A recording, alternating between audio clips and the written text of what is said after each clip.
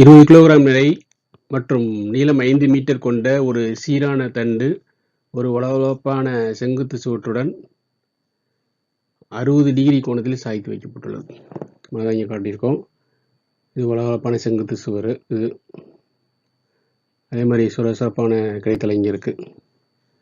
இதில் வந்து நீளம் வந்து என்னன்னா 5 மீட்டர் நீளம் கொண்ட 20 கிலோகிராம் நிறை உள்ள ஒரு சீரான தண்டு 60 டிகிரி கோணத்தில் சாய்ச்சி வெட்டிருப்போம் இங்கே காட்டுறோம். 60 டிகிரி 30 டிகிரி வரும். ஏன்னா இது வந்து உங்களுக்கு 90 டிகிரி. அந்த முக்கோண உள்கோணங்கள் வந்து உங்களுக்கு 180 டிகிரிங்கிறதால உங்களுக்கு 30 டிகிரி வரும். இங்கே 90 டிகிரி, இங்கே 60 டிகிரி கொடுத்துருக்குறது.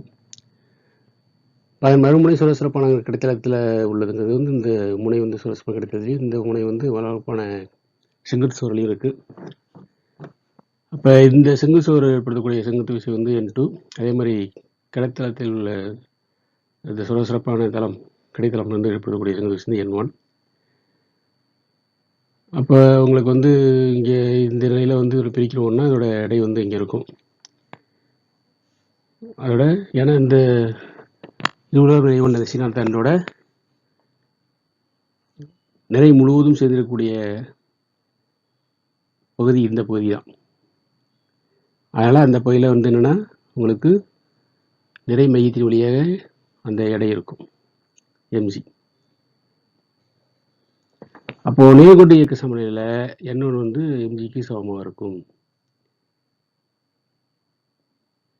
N1 வந்து mg சமமாக இருக்கும். அதாவது இந்த இடத்துல வந்து உங்களுக்கு இங்கே N1னா இங்கே N1 தான் இருக்கும். அப்போ N1 mg சமநிலையில் இருக்கும் பொழுது மேல் நோக்கிய செங்குத்து விசை கீழ் நோக்கிய விசைக்கு சமமாக இருக்கும். அதோட விலைக்கு சமமாக இருக்கும். அதேமாதிரி N2 பார்த்தோன்னா உங்களுக்கு இந்த பகுதியில் உள்ளது. இது வந்து Fக்கு சமமாக இருக்கும். அடுத்தது சுழற்சி இயக்க சமநிலையில் பார்த்தோன்னா ஏஐ பொறுத்து திருப்பு விசையை பார்த்தோன்னா அதான் ஏங்கிற இடம். இப்போ வந்து என்ன உங்களுக்கு mgங்கிறது இந்த இடத்துல இந்த சீரான தண்டோட எடை, அதாவது இது விசையையும் L/2 cos θ என்பது தொலைவும் குறிக்கிறது. அதாவது விசை என்று தொலைவு திருப்பு விசை பார்த்தீங்களா, அது விசை என்று இடப்பெயர்ச்சி அல்லது தொலைவு எடுத்துப்போம். அப்போ இங்கே வந்து என்னன்னா உங்களுக்கு வந்து L/2 cos θ அப்படிங்கிறது. ஏன்னா இந்த பகுதி வந்து நிறைய மையத்தை பிடிக்கும் போது இந்த பகுதி வந்து என்ன உங்களுக்கு கூறா பிடிக்கும் பொழுது இங்கே L/2 cos θ. இந்த பகுதி வந்து என்னது L sin θ. அப்போ mg L/2 cos θ equal to இங்கே N2 இங்கே வந்து என்ன தொலைவு L sin θ.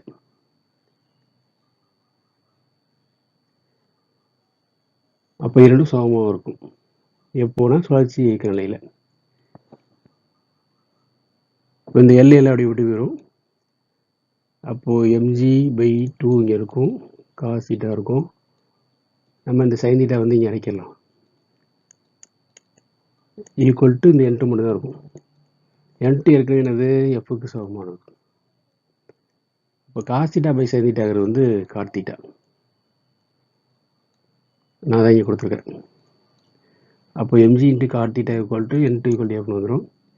தீட்டாங்கிறது இந்த இடத்துல என்னது உங்களுக்கு 30 டிகிரி. இப்போ காட் 30 டிகிரி, அது டேன் காட் 30 டிகிரி 1/tan 30.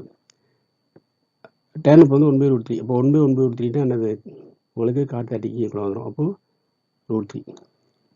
அதில் காட் 30ங்கிறது tan 60 ஈக்குவலாக இருக்கும். அவ்வளோதான்.